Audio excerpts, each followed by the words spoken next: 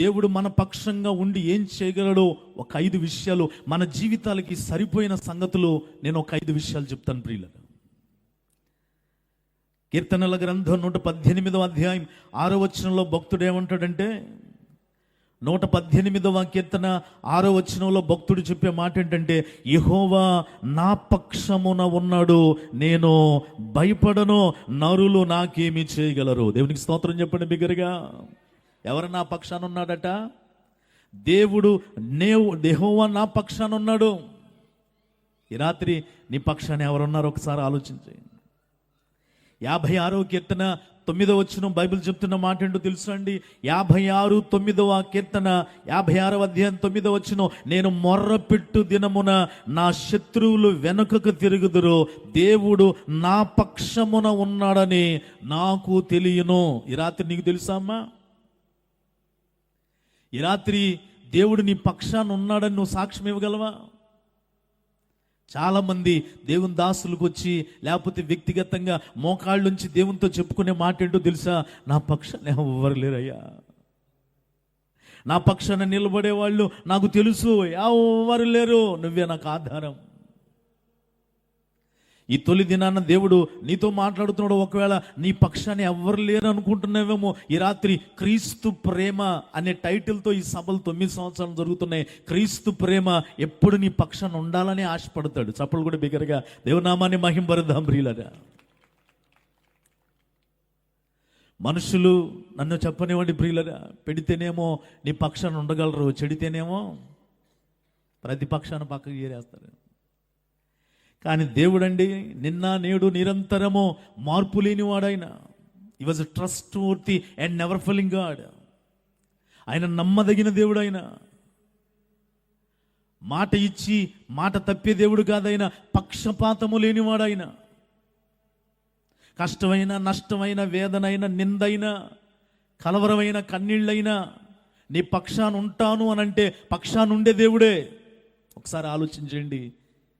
నీ జీవిత ప్రారంభంలో, లేకపోతే మన పరిచర్య ప్రారంభాల్లో, లేదు మన పిల్లల జీవితాల ప్రారంభాల్లో, మన సంసారిక జీవిత ప్రారంభాల్లో నీ పక్షాన ఉన్న వాళ్ళు నిజంగా ఈరోజు నీ పక్షాన ఉన్నారా? ఒకసారి ఆలోచించేద్దాం. కానీ దేవుడు నీ పక్షమున ఉండగా నీకు విరోధి ఎవడో? ఎందుకో తెలుసా? ఆయన చేసే పనులు అలాగున్నాయి. దేవుడు మన పక్షంగా ఉండి ఆయన చేసే 5 అంతల పనులలో నెంబర్ 1 యెహోషువ గ్రంథంలోనికి ఒకసారి రండి ప్రియులారా. బైబిల్ పరిచయస్తులందరికీ తెలిసిన విషయాలే, కానీ రాత్రి అట్లీస్ట్ ఓన్లీ 1 పర్సన్, ఒక్క వ్యక్తి అయినా దేవుని పక్షాన చేరడం ఈ సభల ఉద్దేశం ప్రియులారా. ఇంకా ఒకవేళమ్మా సాతాను పక్షాన, శరీరాశల పక్షాన, నేత్రాశల పక్షాన, జీవపుడంబాల పక్షాన, అల్లరితో కూడిన ఆటపాటల పక్షాన, ఎవరి పక్షాన ఉండి నువ్వన్నీ ఒంటరి జీవితంగా విలపిస్తూ అన్ని పోగొట్టుకొని సాతాను కార్యాల ద్వారా అలమటిస్తూ చెలరేగుతున్న తుఫాన్ల మధ్య నువ్వు నడుస్తూ ఉంటే, ఈ రాత్రి శుభవార్త, ఆయనే నీ దాకా వచ్చి అంటున్నాడు, I will be with you. నేను నీ పక్షాన ఉంటాను. నా పక్షాన నుండి నువ్వేం చేస్తావయ్యా? యెహోషువ గ్రంథము 10వ అధ్యాయము 42వ వచనాన్ని జాగ్రత్తగా చదువుదామండి.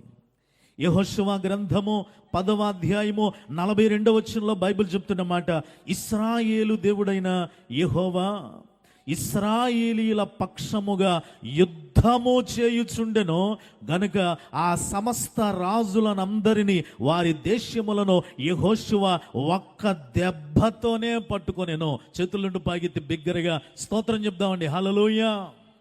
ప్రియులారా, దేవుడు మన పక్షంగా ఉండి ఆయన చేసే మనం వినాలనుకున్న 5 అంతల పనులలో మొదటి సంగతి ఏంటో తెలుసా? ఇశ్రాయేలీల దేవుడైన యెహోవా ఇశ్రాయేలీల పక్షంగా ఏం చేస్తాడట? యుద్ధము చేయుచుండెను. ఆయన మన పక్షంగా ఉండి చేసే మొట్టమొదటి పని ఏంటంటే ఆయన యుద్ధం చేస్తాడట. అందరూ అనండి, ఏం చేస్తాడండి? బిగ్గరగా చెప్పండి, ఏం చేస్తాడండి? యుద్ధం చేస్తాడండి. ఏమండి, ఇప్పుడు మాకు యుద్ధాలు అవసరమా అనుకుంటారేమో. మాకు యుద్ధాలు అవసరమా? ఖచ్చితంగా అండి. అసలు మనిషికి భూమి మీద మనిషి కాలం ఏ కాలమో బైబిల్ ఒక మాట చెప్తా ఉంది. యోబు గ్రంథములోనికి ఒకసారి మనం రాగలిగితే, యోబు గ్రంథము 7వ అధ్యాయము 1వ వచనంలో భూమి మీద మనిషి అనబడే వ్యక్తి కాలము ఏ కాలమో తెలుసా? యోబు గ్రంథము 7వ అధ్యాయం 1వ వచనంలో భూమి మీద నరుల కాలము యుద్ధ కాలము కాదా? వింటున్నారా అండి? భూమి మీద నరుల కాలం ఏ కాలం అంట? యుద్ధ కాలము కాదా? ప్రశ్నిస్తున్నాడు. నిజమే, భూమి మీద మనిషి అన్న కాలం, నరుడి కాలము యుద్ధ కాలమే. ఈ యుద్ధంలో నువ్వు గెలవాలని, ఈ యుద్ధంలో నువ్వు నిలబడాలని, ఈ యుద్ధంలో అదిగో నువ్వు విస్తరింపబడాలని, కుచించుకుపోకుండా, కనపడకుండా అయిపోకుండా నువ్వు విస్తరించబడాలని, ఈ యుద్ధంలో నువ్వు గెలవాలని దేవుడు నీ పక్షంగా ఉండి ఆయన చేయాలనుకున్న మొదటి పని ఏంటంటే ఆయన మన పక్షంగా యుద్ధము చేస్తాడట. చప్పళ్ళు కూడా బిగ్గరగా దేవునామాన్ని మహింపరుద్దామండి. ప్రియులరా, భూమి మీద నరుల కాలం యుద్ధకాలమే అయితే ఇంకొంచెం ఆత్మీయమైన సంగతి చెప్తానండి. ఎఫెసీయులకు రాసిన పత్రిక 6వ అధ్యాయము 12వ వచనాన్ని ఒకసారి మనం జ్ఞాపకం చేసుకోగలిగితే, ఎఫెసీయులకు రాసిన పత్రిక 6వ అధ్యాయము 12వ వచనంలో బైబిల్ చెప్తున్న మాట, ఎలయనగా మనము పోరాడునది, అందరూ వినండి, ఎలయనగా మనము పోరాడునది శరీరులతో కాదు, కానీ ప్రధానులతోనూ అధికారులతోనూ ప్రస్తుత అంధకార సంబంధులకు లోకనాథులతోనూ ఆకాశ మండల మందున్న దురాత్మ సమూహములతో పోరాడుచున్నాము. చేతుల్లో పైకి ఒక్కసారి బిగ్గరగా స్తోత్రం చెప్తారండి. అసలు భూమి మీద నరుడి కాలమే ఏ కాలం అంట? అందరూ మాట్లాడండి. ఏ కాలం అండి? యుద్ధకాలం. ఈ యుద్ధకాలం చాలదన్నట్టుగా అపోస్తలుడైన పౌలు గారు అంటున్నాడు, ఇప్పుడు యుద్ధంలో మనం పోరాడేది ఎవరితో తెలుసా? శరీరులతో కాదు, అంటే రక్త మాంసములతో కాదు. మరి ఎవరితో ప్రభువా? ప్రధానులతోనూ అధికారులతోనూ ప్రస్తుత అంధకార సంబంధులకు లోకనాథులతోనూ ఆకాశ మండల మందున్న దురాత్మల సమూహములతోనూ ఏంటంట? వారే. యుద్ధమే ప్రియులరా. ఈ యుద్ధంలో దేవుడు నా పక్షంగా లేకపోతే, ఈ యుద్ధంలో దేవుడు నీ పక్షంగా లేకపోతే, ఈ యుద్ధంలో దేవుడు మన పక్షంగా లేకపోతే, ఇక్కడున్న సంగతుల్లో చాలామంది ఉన్నారండి. ప్రధానులు అంటే ఎవరు? ఈ లోకంలో ఉన్న ప్రధానులా? కాదుగా. అధికారులు అంటే ఎవరు? ఈ లోకంలో ఉన్న అధికారులా? కానే కాదండి. అంతేకాదు, క్లియర్గా దేవుడు రాస్తున్నాడు, ప్రస్తుత అంధకార సంబంధులకు లోకనాథులతో. అంతేనా అండి? ఆకాశ మండలంలో ఏ సమూహం ఉందట? దురాత్మల సమూహం అండి. ఆకాశ మండలంలో ఏ సమూహం ఉందట? దురాత్మల సమూహం. బాగా ఆలోచన చేయి. అసలు నీ శరీరంతో నువ్వే యుద్ధం చేయలేకపోతున్నావు. దీన్ని ఒక ప్రక్కన పెడితే, నీ ఇంట్లో చిన్న సమస్య వస్తే భర్తతోనో భార్యతోనో తోడికోడలతోనో ఇరుగుతోనో పొరుగుతోనో ఏం చేయలేకపోతున్నారండి? యుద్ధం యుద్ధం యుద్ధం. తెల్లారి లెగిస్తే నీతో పెద్ద యుద్ధం అయిపోయిందమ్మా, నేను మళ్ళేనమ్మా ఈ బాధ, మీ పుట్టింటికి వెళ్ళి అంటుంది ఒక అత్త. ఎవరిని? కోడల్ని. ఆ అమ్మాయి అంతే రీతిలో తిరిగి రెస్పాన్స్ ఇచ్చేస్తుంది. పెద్ద లేదు చిన్న లేదు. అస్సలు నువ్వు బతుకుంటే నేను కాపురం చేయటం నా వల్ల కానే కాదు. ఇప్పుడు వీళ్ళిద్దరికి ఏంటిది? యుద్ధం. బడి బాబు, వీళ్ళిద్దరికి ఏమన్నా సరి చెప్తే పర్లా, వీళ్ళ తరపున వాళ్ళు అందరూ వచ్చేసి వీళ్ళు వాళ్ళ మీద వాళ్ళు వీళ్ళ మీద, వీళ్ళు వాళ్ళ మీద వాళ్ళు వీళ్ళ మీద యుద్ధం యుద్ధం యుద్ధం. నేను ఒక మొన్న ఊరు వెళ్తానండి, యుద్ధంగా పోటాడుకుంటున్నారు. ఆ పోటాడులో ఒక ఆమె అంటుంది, నాకు అలుపోతుంది కానీ నువ్వు తగులుకో కాసేపు అంటుంది. ఊరు బాబు, ఇదేం పోటాట? నాకు అలుపోతుంది కాసేపు నువ్వు అరు అంట. ఆమంటుంది, నాకు ఇదివరకు ఇట్లాగా లేదమ్మా, దగ్గు వస్తుంది, నేను అరవనేను అంటుంది ఆ అమ్మాయి. ఇదివరకు ఇట్లాగా లేదంట. అంటే బాగుంటే ఏం చేద్దామని? యుద్ధం చేద్దామనే. మరి మనుషులతోనే గొడవాడుతుంటే అలిపోతుంది నీకు, మరి దురాత్మలతో ఎప్పుడు పడతావమ్మా?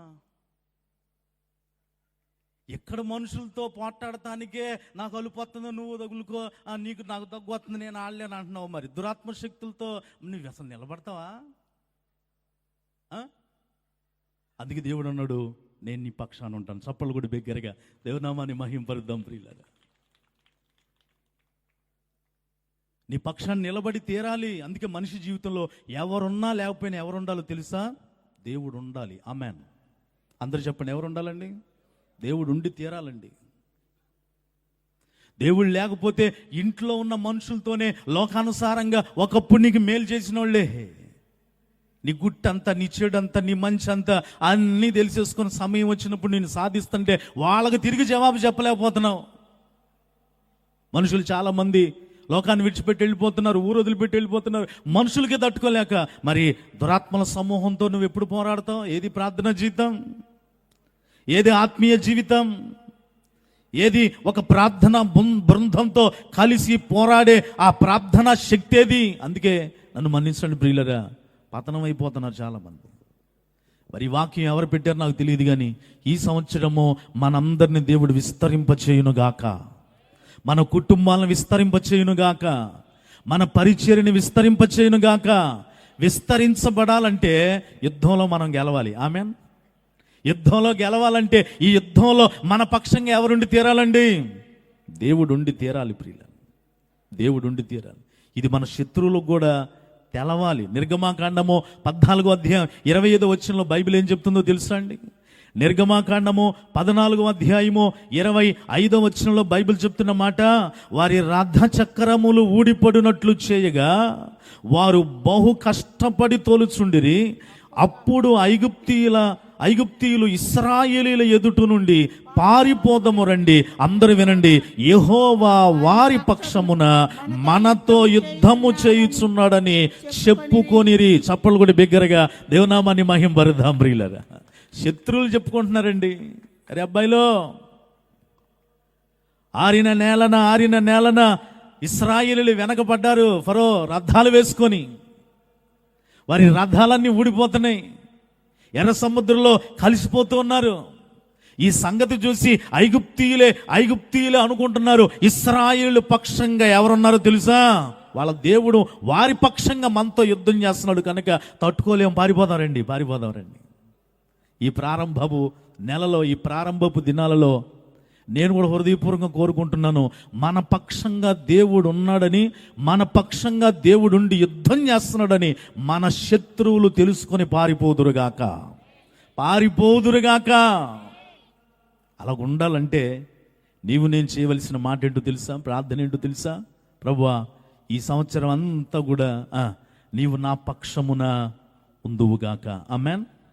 నువ్వు నా పక్షమున ఉండి నా పక్షంగా యుద్ధము చేయుదువుగాక. కడవరి దినాల్లో, ఈ చెడు దినాల్లో ప్రియులరా, అనుభవాలతో చెప్తున్న మాటలండి. ఎవరిని నమ్మాలో కూడా తెలియని, నమ్మకంగా వెన్నంటే ఉంటూ చెప్పడానికి కొంచెం ఇబ్బందిగా ఉన్నా కూడా చెప్పి తీరాల్సిందేనండి. కాపురాలు పాడు చేస్తున్న వాళ్ళు కొంతమంది, బ్రతుకులను పాడు చేస్తున్న వాళ్ళు కొంతమంది, ప్రార్థనా జీవితాల్ని పనిగట్టుకొని పాడు చేస్తున్న వాళ్ళు ఇంకొంతమంది, చివరికి ఎక్కడ దాకా వచ్చిందంటే ఈ అంటువ్యాధి పరిచర్యలను కూడా పాడు చేస్తున్నారండి. యుద్ధంలో సాధుత్వంగా ఉన్న సేవకులు కూడా నోరు ఎత్తలేకపోతున్నారు. వారితో పోరాడలేక, నేను మొన్న ఒక ఊరు వెళ్ళానండి, ఊరి పేరు చెప్పిన పాపం ఆ పాస్టర్ గారు మందిరం కూడా అమ్మేసుకుని వెళ్ళిపోయాడండి. దేవుని యొక్క క్రియలు మన పక్షాన లేకపోతే, ఆయన మన పక్షాన నుండి యుద్ధము చేయకపోతే, ఈ లోక నాథులతో, దురాత్మ శక్తుల సమూహంతో హౌ వి కెన్ ఫైట్? ఎలా మనం యుద్ధం చేయగలమండి? అందుకే ఈ సంవత్సరమే కాదు, దేవుని రాకడంటూ ఆలస్యమైతే ప్రభువా నువ్వు నా పక్షంగా ఉండి నా పక్షంగా యుద్ధము చేయుదువుగాక. రెండవ విషయాన్ని నేను జ్ఞాపకం చేస్తాను. ఆయన మన పక్షంగా ఉండి ఆయన చేసే రెండవ పని ఏంటో తెలుసా? యోబు గ్రంథము 16వ అధ్యాయము 19వ వచనాన్ని ఒకసారి చదువుకుందాం ప్రియులారా. యోబు గ్రంథము 16వ అధ్యాయము 19వ వచనంలో ఆయన చేసే రెండవ పని మన పక్షంగా, ఇప్పుడు నాకు చదువమ్మ, సాక్షి అయిన వాడు పరలోకములో ఉన్నాడు. వినండి, నా పక్షముగా సాక్ష్యము పలుకువాడు పరమందున్నాడు. చేతులుండి పాకిది బిగ్గరగా స్తోత్రం చెప్దామండి. రెండవదిగా ఆయన మన పక్షంగా ఉండి చేసే పని ఏంటంటే సాక్ష్యం పలుకుతాడంట. ఒకటి, మన పక్షంగా ఉండి ఆయన చేసే మొదటి పని యుద్ధం చేస్తాడు. రెండవదిగా మన పక్షంగా ఉండి ఆయన చేసే రెండో పని ఏంటంటే సాక్ష్యం పలుకుతాడండి. మనుషుల సాక్ష్యాలన్నీ కూడా నీ జీవితాలను పడేస్తాయో, కూలదోస్తాయో, లేకపోతే ఏం చేస్తాయో, కానీ దేవుని సాక్ష్యం నిజమైంది. ఆమేన్. బిగ్గరగా చెప్పండి. ప్రియులరా, ఆయన నా పక్షంగా సాక్ష్యం పలుకుతాడు. నా పక్షంగా సాక్ష్యం పలుకుతాడు. అందుకే యోబు గ్రంథం 16:19 ఈ మాట చదివినా యోబు పక్షంగా మొదటి అధ్యాయం మొదటి వచనంలోని దేవుడు సాక్ష్యం పలికాడు కదా. ఏమని? యోబు 1:1 ఊజు దేశమునందు యోబు అను ఒక మనుష్యుడుండెను. అతడు ఎలాంటి వాడట? యథార్థవర్తుడు, న్యాయవంతుడును, దేవుని యందు భయభక్తులు కలిగి ఏమి విసర్జించిన వాడమ్మా? చెడుతనం మరి నేను అంటాను, నీ గురించి నీ వాళ్ళు ఒక్క మాట మంచి మాటన పలుకుతారమ్మా? నా తరపున నా వాళ్ళు మంచి మాట పలుకుతారండి, నా పక్షాన అలాంటి వాళ్ళు ఉన్నారు అన్నవాళ్ళు దేవునికి స్తోత్రం చెప్పండి. ధన్యులే అలాగైతే. దేవాది దేవుడు నీ పక్షంగా నా పక్షంగా ఉండి పక్షపాతం లేని దేవుడు అండి. పక్షపాతం లేని దేవుడు. సాక్ష్యం చాలా ప్రాముఖ్యమైనది కదా. ఎవరి గురించి వాళ్ళు నేను తప్పు అంటలేదు, తక్కువగా మాట్లాడలేదు. Please try to understand. ఈ చివరి దినాల్లో ఎవరి గురించి వాళ్ళు సాక్ష్యాలు చెప్పుకోవడం బాగా ఎక్కువైపోయిందండి.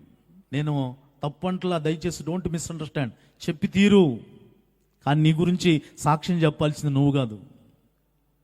నీ గురించి సాక్ష్యం చెప్పాల్సింది నువ్వు కానే కాదు, నీ కుటుంబ సభ్యులు అంతకన్నా కానే కాదు. నీ గురించి సాక్ష్యం చెప్పాల్సింది ఎవరో తెలుసా? ఆయన పలకాలండి. ఎవరి చేత పలికిస్తాడు ఏమో, నీకు తెలియని వాళ్ళు వచ్చి నీ గురించి సాక్ష్యం పలికి తీరా. సాక్ష్య జీవితాలు చాలామంది పోగొట్టుకున్న కడవరి దినాలండి.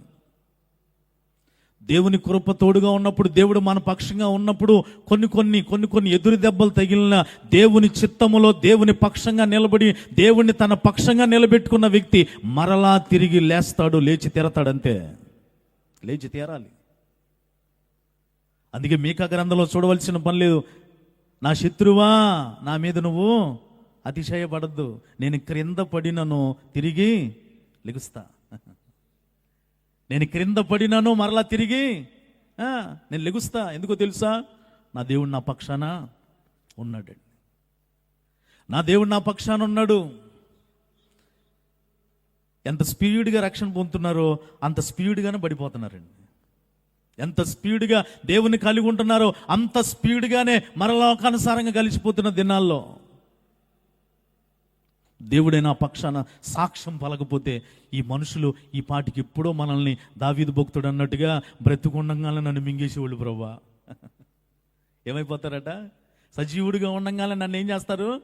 మింగ అవతల పారేస్తారు. నెంబర్ 3, మూడో విషయాన్ని నేను మీకు జ్ఞాపకం చేస్తాను ప్రియుల. దేవుడు మన పక్షంగా ఉండి ఆయన చేసే మూడో పని ఏంటంటే రోమీయులకు రాసిన పత్రిక 8వ అధ్యాయము 26వ వచనాన్ని ఒకసారి చదువుదాం ప్రియులరా. రోమీయులకు రాసిన పత్రిక 8వ అధ్యాయం 26వ వచనంలో, అటువలే ఆత్మయు మన బలహీనతను చూచి సహాయము చేయుచున్నాడు.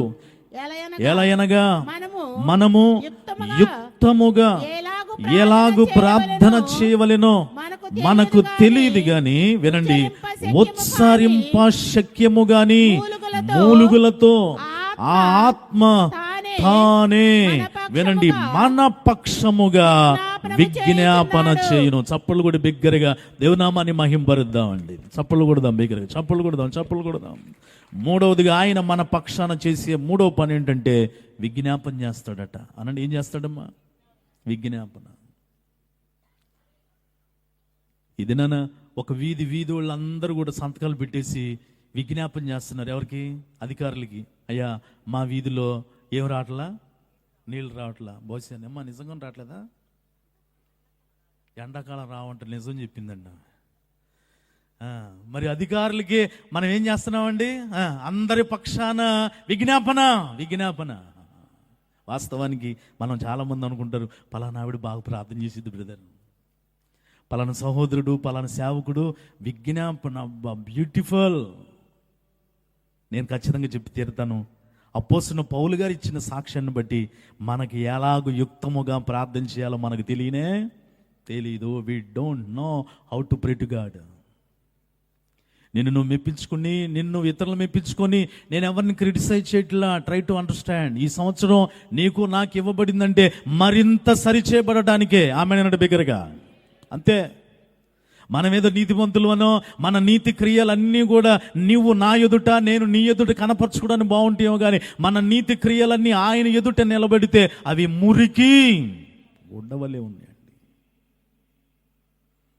నీ ప్రార్థన ఎలా చేయాలో, నా ప్రార్థన ఎలాగ చేయాలో, నా ప్రార్థన నీకు కరెక్ట్ అనిపించవచ్చేమో, కానీ నా ప్రార్థన నీకు, నీ ప్రార్థన నాకు, మన మధ్య ఏదో ఒక ప్రేమ ఉంది కాబట్టి. కానీ నిజంగా రియల్ ప్రేయర్, హౌ టు ప్రే. ఎవరో ఒక సేవకుడు ఇలా చెప్పుకుంటూ వచ్చాడండి, తెల్లవారుజామున మనం ఎలాంటి ప్రార్థన చేయాలి, తెల్లవారుజామున ఎవరి కోసం చేస్తే బాగుంటుంది, ఇంకెవరి కోసం చేయకూడదు. ఆయన కొన్ని ఆధారాలు ఇచ్చి తెల్లవారుజామున చేస్తే పిల్లల కోసమే చేయాలంట, ఇంకెవరి కోసం చేయకూడదట. దేవుడు ఆయనకి ఇచ్చిన నడిపింపేం అది. మరి ఇలా చెప్పుకుంటూ వెళ్ళిపోతే నీకొక నడిపింపు ఉంది, నాకు ఒక నడిపింపు ఉంది, వాళ్ళకు ఒక నడిపింపు ఉంది. మరి ఎలాగా? పౌలయ్య గారు అంటాడు, నిజం చెప్పాలంటే యుక్తంగా ఎలాగో ప్రార్థన చేయాలో మనకు తెలీదు. మరి ఎలాగానంటే ఉత్సారింప శక్త్యము గాని మూలుగలతో ఆత్మ తానే మన పక్షంగా ఏం చేస్తున్నాడండి?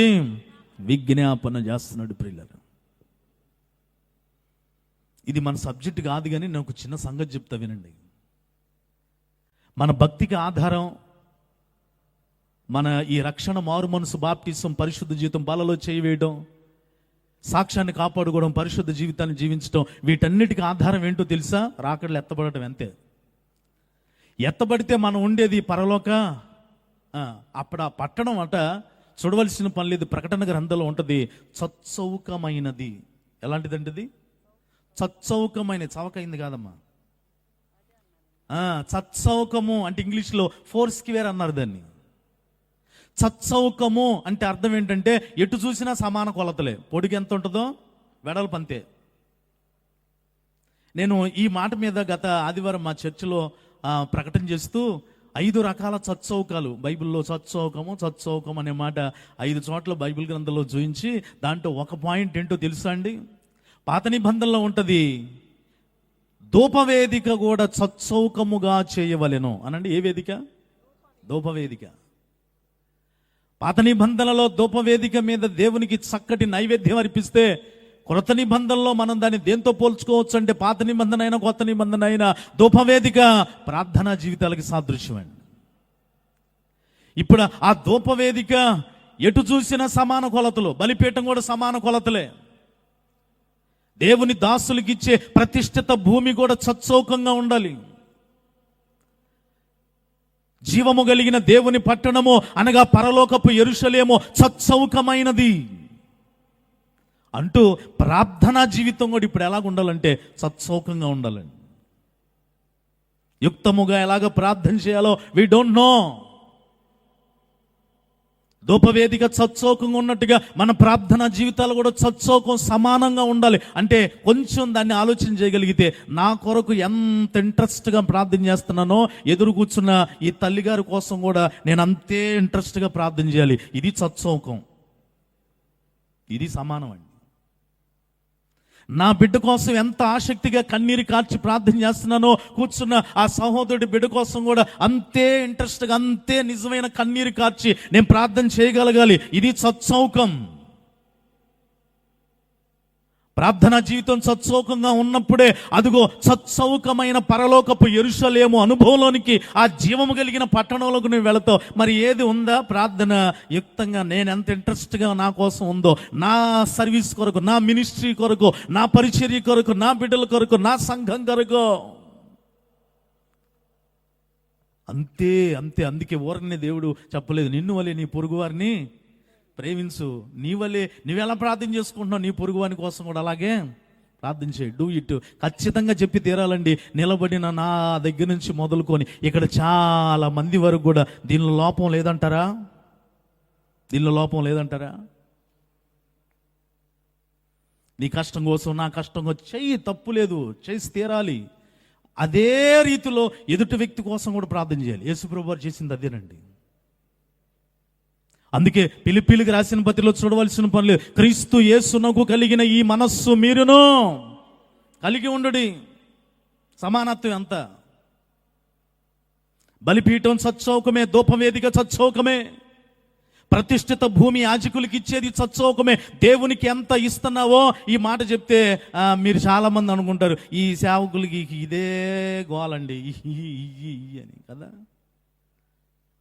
నీ సొంత ఇంటిలో నీ కుటుంబానికి ఎంత ఖర్చు పెట్టుకుంటున్నావో ప్రతిష్ఠిత భూమి కూడా సచ్చౌకంగా ఉండాలంట. ఇజ్రాయెల్ గోత్రానికి 12 గోత్రాలకి భూమి పంచారు. వాళ్ళకి ఎంత భూమి సమానంగా పంచారో యాజకులు కూడా సమానమైన భూమి పంచాలండి. నీ ఇంట్లో నీ బిడ్డకి, మీ శ్రీవారికి, మీ శ్రీమతికి నీవెంత ఖర్చు పెట్టుకుంటున్నావో అంతే ఖర్చు దేవుని పనిలో కూడా నువ్వు ఇవ్వాలి. There is no limit here. విస్తరించిన కొలది నీ దాతృత్వం చాపాల్సిందే. తక్కువైపోయావుగా మరి.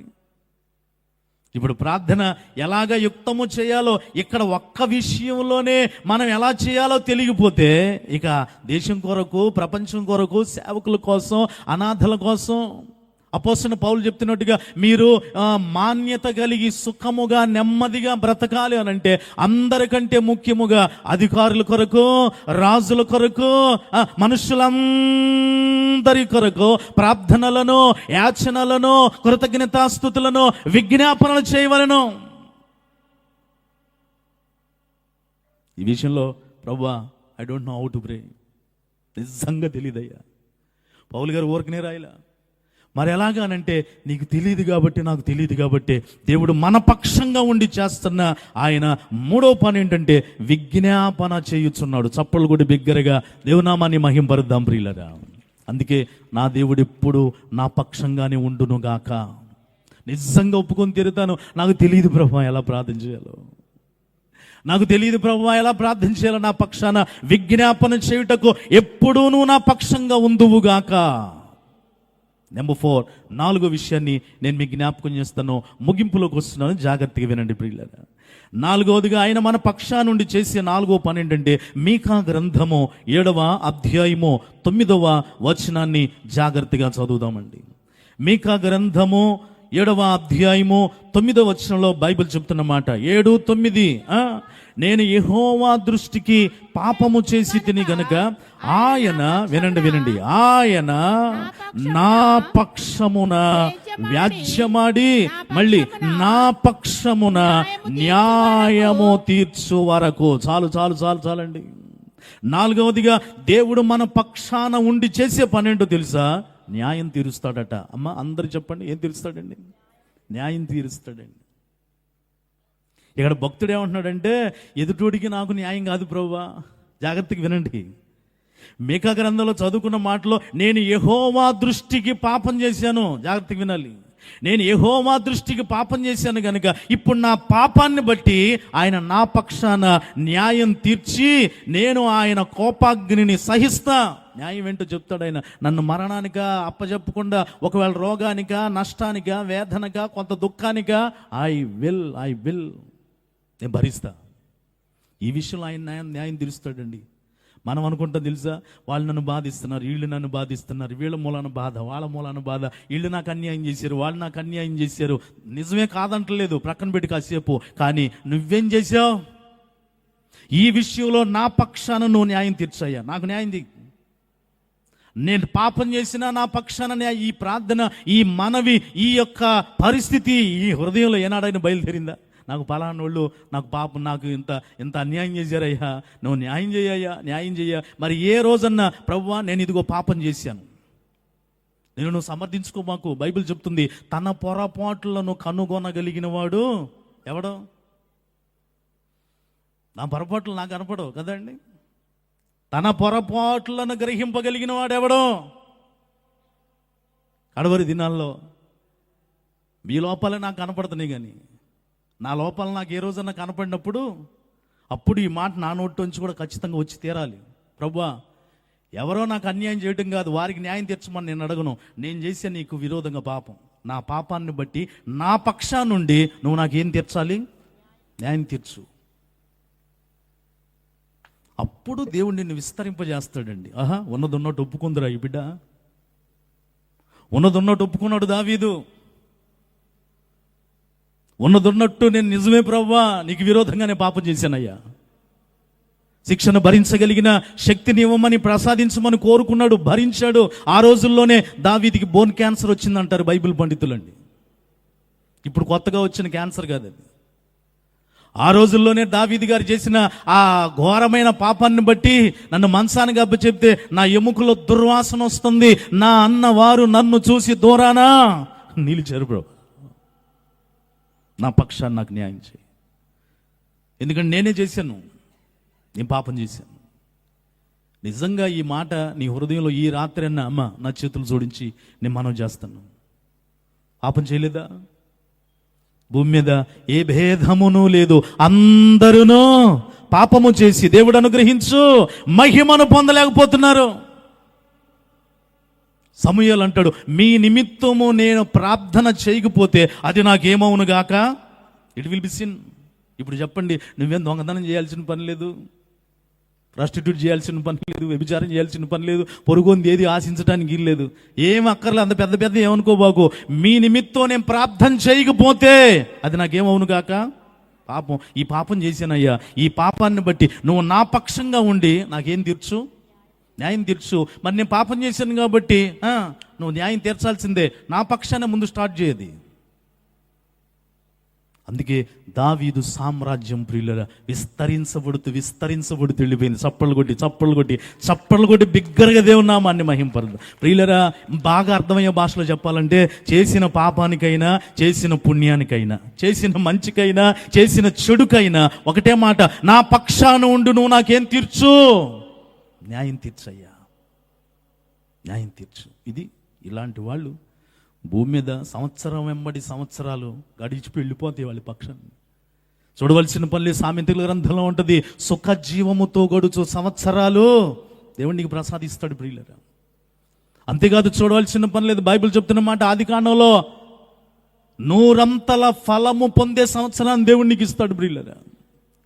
అంతేకాదు, బైబిల్ చెప్తున్న మాట నిమ్మళముగా జరిగిపోయే సంవత్సరాలు దేవుడు నీకు ఇస్తాడు. అంతేకాదు, ద్వితీయోపదేశకాండంలో చెప్పినట్టుగా యెహోవా నడిపించిన సంవత్సరాలు దేవుడు నీకు ఇస్తాడు.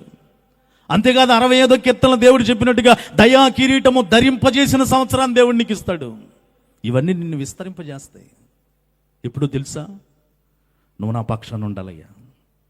నువ్వు నా పక్షానుండి యుద్ధమే కాదు, నువ్వు నా పక్షాన ఉండి నాకు నా మీద సాక్ష్యం పలకడమే కాదు, నువ్వు నా పక్షానుండి విజ్ఞాపన చేయడమే కాదు, నా పక్షానుండి నేను చేసిన తప్పుకి నాకు నువ్వేం చేయాలి? న్యాయం చేయి, నేను భరిస్తా, ఐఎమ్ రెడీ. 5వది ఆఖరిది వినేసి మనం ప్రార్థన చేసుకోవడానికి ఇష్టపడదామండి. దేవుడు మన పక్షంగా ఉండి ఆయన చేసే పనులు ఎన్నో ఉన్నప్పటికీ కూడా ఈ రాత్రి క్లుప్తంగా 5వది ఆఖరిది వినేసి ప్రార్థన చేసుకుందాం. రాజుల 2వ గ్రంథము 6వ అధ్యాయము 16వ వచనాన్ని జాగ్రత్తగా చదువుకోవడానికి ప్రయత్నం చేద్దామండి. ఇది చదివి మనం ముగించుకోవడానికి ఇష్టపడదామా? రాజుల 2వ గ్రంథము 6వ అధ్యాయము 16వ వచనాన్ని జాగ్రత్తగా చదువుదామండి. రాజుల 2వ గ్రంథం 6:16, అతడు భయపడొద్దు. ఎవరి పక్షమున తల్లి? ఎవరి పక్షమున తల్లి?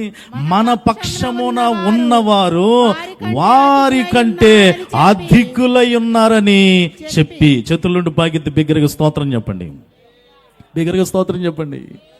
ఈ మాట ఎలీషా అన్న పరిమాడుతూ చెప్తున్నాడు. మన పక్షంగా ఉన్నవాళ్ళు వారి కంటే అధికమై ఉన్నారా బాబు. బైబిల్ పండితులందరికీ ఈ భాగం అంత పరిచయమే. సిరియా రాజు ఇస్రాయేల్తో యుద్ధం చేయాలని పలుమార్లు ప్లాన్ వేసాడండి, పలుమార్లు ప్లాన్ వేస్తున్నాడు. కానీ ప్రణాళిక అంతా వాళ్ళకి తెలిసిపోతుంది ముందలే, వాళ్ళే అలర్ట్ అయిపోతున్నారు. రాజుగారికి ఏం అర్థం కావట్లేదు. ఏంట్రా, ఒకటి కాదు రెండు కాదు పలుమార్లు మనం ఎప్పుడు యుద్ధానికి వెళ్దామని ప్లాన్ చేస్తున్నా ముందే ఇశ్రాయేలుకి తెలిసిపోతుంది మనలోనే ఎవడ ఉన్నాడు ఇన్ఫర్మేషన్ అంతా, వాడెవడ పట్టుకోనంటే అప్పుడు ఆ సైనికుల్లో, సిరియా సైనికుల్లో ఒక వ్యక్తి అన్నాడట, మనలో ఎవరు లేరండి, ఇశ్రాయేలీల్లోనే ఒక పాస్టర్ గారు ఉన్నాడు, ఇశ్రాయేల్లోనే ఒక ప్రవక్త ఉన్నాడు, ఆయన పేరు ఎలీషా. ఆయన మీరేసే ప్లాన్లన్నీ తెలుసుకుంటున్నాడు ముందుగానే, ప్రార్థనా శక్తి, మీరు వేస్తున్న ప్రణాళికలన్నీ తెలిసిపోతున్నాయి ఆయన గారికి. ఆయన వెళ్ళిపోయి ఇశ్రాయేల్ రాజుతో చెప్తున్నాడు కనుక ఏమైపోతున్నారు వాళ్ళు, అలర్ట్ అయిపోతున్నారు. అందుకే నీ పక్షాన్ని దేవుడు ఉండాలి తల్లి, అందుకే నీ పక్షాన్ని సేవకుడు ఉండాలి, అందుకే నీ ఇంటికి సేవకుడు తరచూ వస్తూ పోతూ ఉండాలి. ఎందుకో తెలుసా, నేను మిమ్మల్ని కించపరచట్లా, మీకు తెలియకపోవచ్చు, నీ ఇంటికి అడుగు పెట్టే నీ సేవకుడికి తెలుసు నీ ఇంట్లో ఏం జరగబోతుందో. నీ భార్య జీవితంలో, నీ బిడ్డ జీవితంలో, నీ భర్త జీవితంలో, మీకు కాబోయే రాబోయే పరిస్థితుల్లో ఏం జరగబోతుందో, ఎవరు నిన్ను గురించి ఏ ప్రణాళిక అయిపోతున్నారో దేవుని దాసుడు, దేవుని దాసురాలు తెలుసుకొనగలరు. సందేహం లేనేలేదు అందులో. అందుకే నీ జీవితంలో ఎవరు నీ పక్షంగా లేకపోయినా దేవుడు నీ పక్షాన్ని ఉండాలి. ఆ దేవుడిని నీకు పరిచయం చేసే సేవకుడు నీ పక్షాన్ని ఉండి తీరును గాక. ఇప్పుడు ఎలీషా అదే అంటాడు, ముందుగానే తెలిసిపోతుంది, అలర్ట్ అయిపోతే. ఇప్పుడు ఆ సిరియా రాజు అన్నాడు, అట్టయితే ఆయన్ని వేసేద్దాం అబ్బాయి, మన భాషలో చెప్పాలంటే. పొద్దున్నే ఎలీషా గారు ఉన్న గుడారం చుట్టూ సైన్యాన్ని నింపేసాడు, రౌండప్ చేసేసారు. ఇక రౌండప్ చేసేస్తే ఇప్పుడు అయ్యగారు నిద్రపోయే లేచి ఇంకా రాలేదు, కానీ పనోడు బయటకు రాగానే ఈడి గుండెలు అదిరిపోయినాయి. ఎందుకో తెలుసా, ఈయనున్న గుడారం చుట్టూ రౌండ్ వేశారు. ఎవరో సిరియా సైనికులు రాజుగారు పంపించారు, ముందు ఆ పాస్టర్ గారిని చంపేస్తే ఇశ్రాయేల్ని ఓడించేద్దాం రా. రౌండప్ చేసేస్తే ఇప్పుడు వాళ్ళందరిని చూసి పనోడు లోపలికి వెళ్ళంటాడు, అయ్యా ఇంకేముంది, అయిపోయింది మన పని, అయిపోయింది ఇక మన పని. రౌండప్ వేసేసారు అనగానే అప్పుడు ఆ పనుడితో ఎలీషా చెప్తున్నమాట, రేయ్ వారి పక్షంగా ఉన్న వాళ్ళకంటే మన పక్షాన అధికులుగా ఉన్నారని ఒక ప్రార్థన చేశాడు. ఏంటో తెలుసా, ప్రభువా ఆ మన పక్షాన, మా పక్షాన ఉన్న అధికులు వీడు చూసినట్టుగా వీడి కళ్ళేమో తెరువు, వచ్చిన సైనికుల కళ్ళేమో మొయ్ అని అన్నాడండి. అంతే, వీడి కళ్ళేమో తెరవబడ్డాయి. వచ్చి రౌండ్ అప్ వేసిన వాళ్ళ కళ్ళన్నీ ఏమైపోయాయి, మూసిపోగానే వాళ్ళకి చీకట్లో నడుచుకుంటూ వచ్చి పాస్టర్ గారి దగ్గరికి వచ్చారండి. ఏది సామెతలాగా ఎతకపోతున్న ఏంటంట తీగ కాలికి దొరికినట్టు. ఈ బలే దొరికితేండి మనకి మాత్రం, అసలైన దొరకవు, తీగలు బాగా దొరుకుతాయి. కళ్ళు కనపడక వచ్చిన సైనికులందరూ నేరుగా ప్రవక్త దగ్గరికి రాగానే ఆయన అడుగుతున్నారు, అయ్యా ఇది దారి అనా, ఇటు వెళ్ళొచ్చా అని అడుగుతుంటే ఈయన అన్నాడు, ఇది దారి కాదు అబ్బాయి, అడుగుండి, ఇది దారి కాదు అడుగుండి అంటే నేరుగా ఇప్పుడు ఎక్కడికి వెళ్ళారు తెలుసా, ఇశ్రాయేల్ రాజు దగ్గరికి వెళ్ళారు వాళ్ళు. ఇశ్రాయేల్ రాజు దగ్గరికి వెళ్ళిపోతే ఇశ్రాయేల్ రాజు ప్రవక్తను చూసి అంటాడు, అబ్బా ఏమి లీడింగ్ ఇచ్చావయ్యా, అందుకే నీ జీవితంలో సేవకుడు నడిపింపు ఉండును గాక. మనుషులు మోసం చేస్తారేమో, నన్ను మాట్లాడినవ్వండి ప్రియుల అనుభవాలతో చెప్తున్నా. అయినోళ్ళు మోసం చేస్తారు, చివరికి కన్న వాళ్ళైనా మోసం చేస్తారు.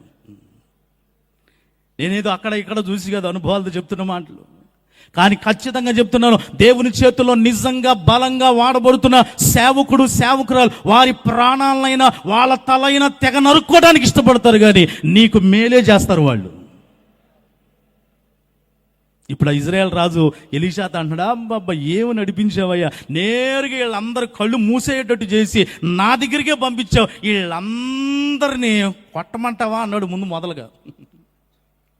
తర్వాత అన్నాడు, కొడతాం కాదు అసలు నేను చంపేస్తానంగానే. అప్పుడు సేవకుడు ఏమన్నాడు తెలుసా, కొట్టొద్దు తిట్టొద్దు, భోజనం పెట్టి పంపారు. అబ్బాయి ఏం పెట్టి పంపించు, చప్పలు కూడా ఒకసారి బిగ్గరగా చప్పలు కొట్టి.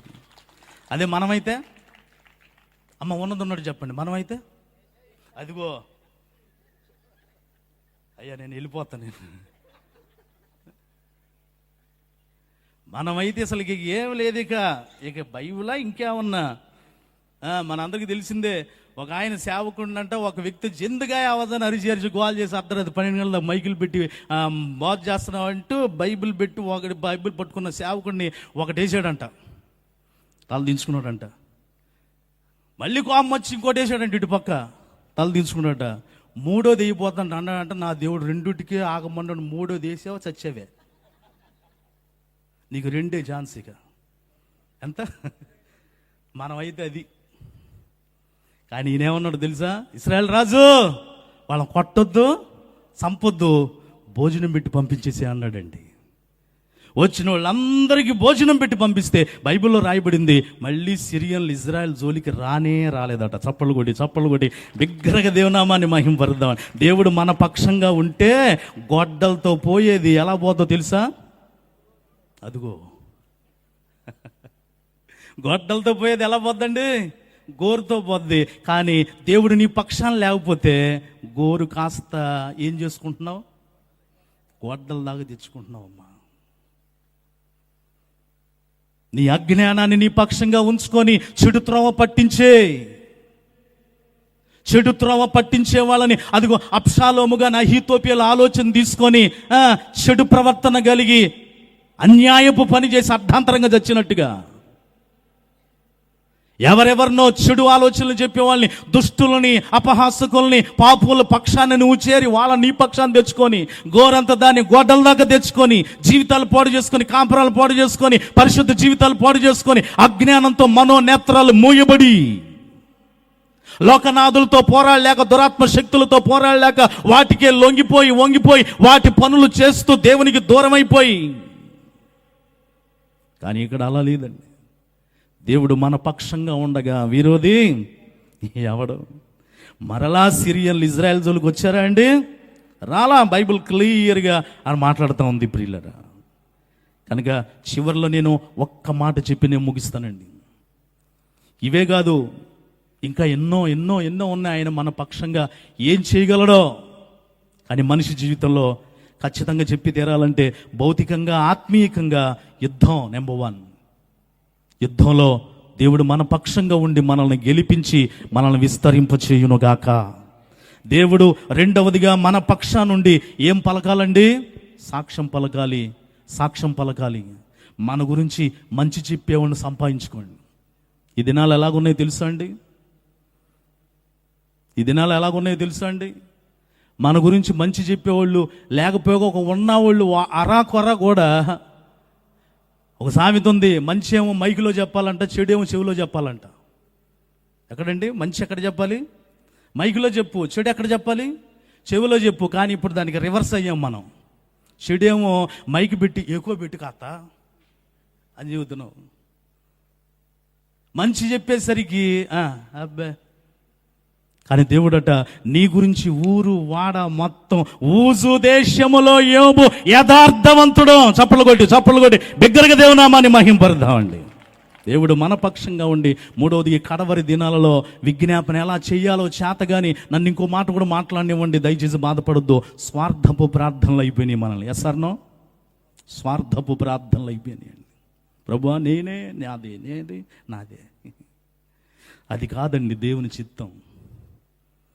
It's not God's will. ఇది కాదు దేవుని చిత్తం. ప్రభువా నా పరిచర్య ఎంతగా ఆశీర్వదించబడిందో నా తోటి సేవకుడు పరిచర్య కూడా అంతగా దీవించబడునుగాక. పౌలు గారు అదే అంటాడు. చూడవలసిన పని లేదు. రోమా పత్రికలో అనుకుంటా, మీరు ఒకరిని ఒకరు అనురాగం గలవారే, ఘనత విషయములో ఒకరిని ఒకడు గొప్పగా ఎంచుకునుడి. ఒకరిని ఒకడు ఎలాగ ఎంచుకోవాలండి? గొప్పగా ఎంచుకో. నీ గురించి అంత గొప్పగో, నీ తోటి వ్యక్తి గురించి కూడా అంతే గొప్పగా చెప్పి తీరాలండి విజ్ఞాపన చేయ విషయంలో. అంతేకాదు, 4వదిగా ఆయన నీ పక్షంగా నా పక్షంగా ఉంటేనే సరైన న్యాయం బయటకు వస్తుంది. ఆమేన్. అందరు చెప్పండి, సరైన న్యాయం బయటకు వస్తుంది ప్రియులరా. అంతేకాదు, 5వది ఆఖరిది ప్రియులరా, దీనికి ఒక పేరు పెడదాము. ఆయన మన పక్షంగా ఉండి ఏం చేస్తాడో తెలుసా? ధైర్యపరుస్తాడు. ఆమేన్ అనండి బిగ్గరగా. ఏం పరుస్తాడండి ఆయన? ధైర్యపరుస్తాడు. ఒకసారి కళ్ళు తెరిచి చూడరా, మన పక్షాన ఉన్న వాళ్ళు వాళ్ళ పక్షాన ఉన్న వాళ్ళకంటే అధికులుగా ఉన్నారు. Don't be afraid. కుమిలిపోబాకు. ఆయన మన పక్షానుండి ధైర్యపరుస్తాడు ప్రియులారా. అపోస్తుల కార్యంలో 18వ అధ్యాయం 10వ వచనంలో అపోస్తున్న పౌలుతో దేవుడు మాట్లాడుతున్న మాట, అపోస్తుల కార్యంలో 18:10లో నేను నీకు తోడై ఉన్నాను, నీకు హాని చేయుటకు నీ మీద ఎవడనో రాడు, ఈ పట్టణములో నాకు బహుజనమున్నదని పౌలుతో చెప్పగా. చప్పలు కొట్టండి ఒకసారి బిగ్గరగా, చప్పలు కొట్టాలి, చప్పలు కొట్టాలి, చప్పలు కొట్టాలి. బహుశా పౌలుకి భయం వేసిందేమో. పౌలుకి భయం వేస్తూ ఉంటే దేవుడు ఆయనతో మాట్లాడుతాడు, నీకు హాని చేయుటకు నీ మీదకి ఎవ్వడో రాడు, ఈ పట్టణంలో నాకు బహుజనం ఉంది పౌలు. చెప్పు ధైర్యంగా వాక్యం, చెప్పు ధైర్యంగా వాక్యం. ఇది నాన్న కుటుంబ పరిస్థితులు, ఆ కాపురాల పరిస్థితులు, పోషణ పరిస్థితులు అండి. అంటే వేరే విధంగా మీరు అపార్థం చేసుకోండి. సేవకులు మా దగ్గరికి ఎక్కువ మందికి వచ్చి చెప్తున్న మాట ఏంటో తెలుసా? అన్నా, నా భర్త నన్ను నా పిల్లల్ని పోషించలేక వదిలిపెట్టి వెళ్ళిపోయాడన్నా. ఏం చేయలేక? పోషించలేక వదిలిపెట్టాడు. ఈ కడవర దినలు చాలా ఎక్కువైపోతున్నాయండి. తల్లిదండ్రులు ఏడుస్తున్నారండి, ఆడపిల్లలు కలిగిన తల్లిదండ్రులు. అయ్యా, అప్పులు చేసి కట్నాలు ఇచ్చి వస్తువులు ఇచ్చి వాహనాలు ఇచ్చి మొత్తం చేస్తే పోషించడం జాతగాక, కష్టపడటం జాతగాక నడి సముద్రంలో కానీ ఓడను వదిలిపెట్టినట్టుగా నా కూతుర్ని మనవ సంతానాన్ని వదిలిపెట్టి వెళ్ళిపోయారయ్యా. బిడ్డల కోసం ప్రార్థన చేయవా? ధైర్యపరిచే దేవుడు ప్రియులరా, నీ పక్షాన నా పక్షాన ఆయన ఉండి చేసే పని, ఆయన చేసే 5వది ఆఖరిది ఏం పరుస్తాడండి? ఆయన ధైర్యంగా చెప్పండి అందరూ, ఏం పరుస్తాడండి? బిగ్గరగా చెప్పండి, ఏం పరుస్తాడండి? ధైర్యపరుస్తాడు. ఫైనల్ ఒక మాట చెప్పి ప్రార్థన చేస్తానండి. మత్తయి సువార్త 26:53లో, మత్తయి సువార్త 26:53లో వినండి, నా వైపు చూస్తూ యేసు ప్రభు వారిని పట్టుకోవడానికి వచ్చారండి. గెత్సెమనే తోటలో ఇస్కరియోతు యూద కపట ముద్దు చేత పట్టుకోవడానికి వస్తే ఆ పట్టుకున్న వాడి చెవిని పేతురు కత్తి తీసి ఏం చేశాడండి?